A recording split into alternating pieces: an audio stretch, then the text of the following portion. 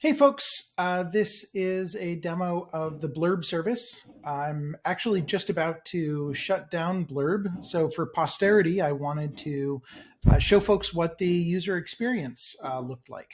So we built this on a whim in late 2020 because it became clear that speech is a very efficient form of text production and that there was nothing out there yet that allowed you to just speak a web page. And to make a long form tweet effectively that had both the audio content there as well as the textual content and immediately published after you recorded. So this is what the experience looked like in a BLRB after it had been recorded. You can see there's the audio, you can play along, and there's also the transcript, and you can watch what happens. I'm excited to see if this new medium comes to something. It's sort of exciting to play with a new kind of communication. So you can click on a word. There are obviously some to go to that part of the transcript, and it's showing you as it's playing, obviously, where it's playing. And you could very easily go and share it to Facebook, LinkedIn, Twitter, or just share out a link to the page. Every BLRB that you made was public.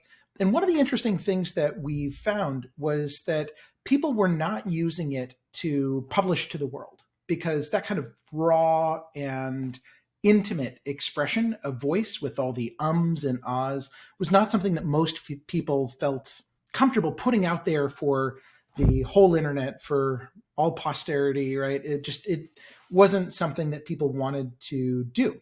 On the listening side, people are used to hearing something much more polished in a monologue, like from a podcaster, for instance, versus just hearing people ramble.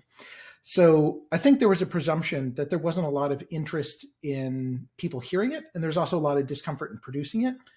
What people did do that we thought was very interesting was people produced messages for each other, because they wanted something that was asynchronous, so they could record it whenever, and also something that was intimate. And there's something really intimate about voice that is much more personal than just reading text, whether it's a text message or reading a status update. You can really feel where somebody is coming from and how they're feeling about something when you're hearing how they say it with their voice. So preserving that speech content is very important. So what we found people using BLRB for was actually sending personal messages to each other, which blew my mind a little bit, because every BLRB is public. And it was very clear in the product that every BLRB sits as a public web page, basically. So we wanted to see, well, what would it look like if we took that part of the use case that people were actually really enjoying, using voice to authentically connect with each other, and what if we turned that into its own experience? And so that's why we've been working on the separate thing called Talkie that's available at trytalkie.com. But I wanted to record this brief demo of BLRB here before we shut it down so folks could see what it looked like and what we were thinking. Thanks.